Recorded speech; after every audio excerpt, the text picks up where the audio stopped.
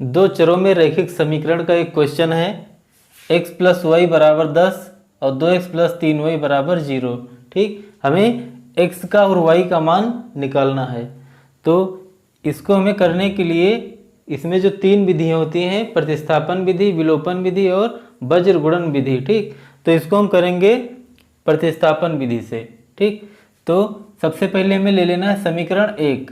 इसमें हमें लिख देना है समीकरण 1 से। ठीक, एक क्वेश्चन हम करेंगे प्रतिस्थापन विधि से, तो समीकरण 1 ले लेना है। तो यहाँ पे आ जाएगा भैया x प्लस वाई बराबर 10। ठीक, अब y का कर देना है पक्षांतरण, y का कर देना है पक्षांतरण। तो यहाँ पे मिल जाएगा x और बराबर और यहाँ पे 10 और प्लस y है जो बराबर के इधर था। अब बराबर के जब इधर जाएगा ना तो हो जाएगा माइनस वाई, यानी x बराबर 10 माइनस वाई। ये तीसरा समीकरण तैयार हुआ। ठीक, ये कहाँ से आया? समीकरण 1 से आया है। कहाँ से आया है? समीकरण 1 से आया है। ठीक,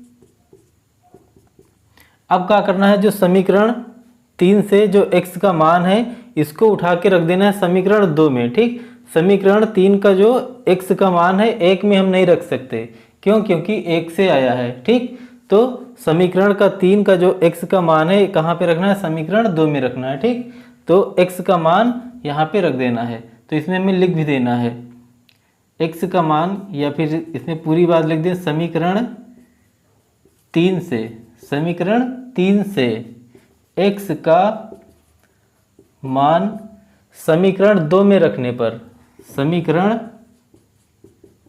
2 में रखने पर। ठीक, यानी कि समीकरण 3 से जो x का मान है इसको रख देना है समीकरण 2 में। ठीक, तो यहाँ पे जो 2 लिखा है 2 लिख देना है, और यहाँ पे जो x है x की जगह ही पूरी x बराबर कितना है? 10 माइनस वाई है। x का मान कितना है? 10 माइनस वाई। तो x की जगह में क्या लिख देना है? 10 माइनस वाई। ठीक, ब्रैकेट के अंदर लिख देना है हमें 10 माइनस वाई, ब्रैकेट बंद, और यहाँ पे लिख देना है प्लस, और यहाँ पे 3y और बराबर 0। ठीक, इसमें अब काम कर देना है थोड़ा।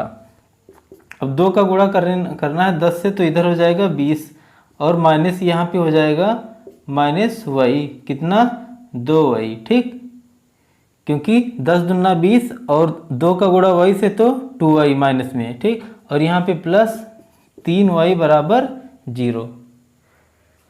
अब यहाँ पे जो 2y है माइनस में है और 3y प्लस में है, यानी कि 2y माइनस में है और 3y प्लस में है। तो 3y से 2y निकल जाएगा, तो आंसर आ जाएगा भैया 20 और प्लस और y। ठीक, और बराबर 0।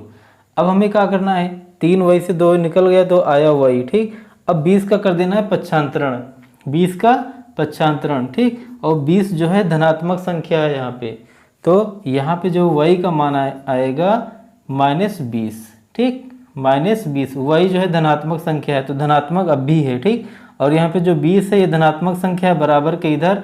अब बराबर के इधर के यानी इसका हुआ पक्षांतरण, किसका? 20 का, तो ये आया माइनस में। ठीक, तो y का जो मान है वो कितना आया? -20।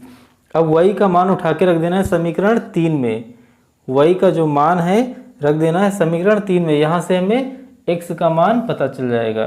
तो हमें लिख देना है भैया y का मान समीकरण 3 में रखने पर, समीकरण 3 में रखने पर। ठीक, तो यहाँ पे आ जाएगा भैया x और बराबर, और यहाँ पे 10 और यहाँ पे माइनस, और y का मान कितना है? -20। तो यहाँ पे आ जाएगा भैया x बराबर 10 माइनस माइनस प्लस, और यहाँ पे 20, तो यहाँ पे मिल जाएगा 20 और 10 30। ये हुआ इनका आंसर। तो x का मान आया 30 और y का मान -20। ये हुआ इनका आंसर।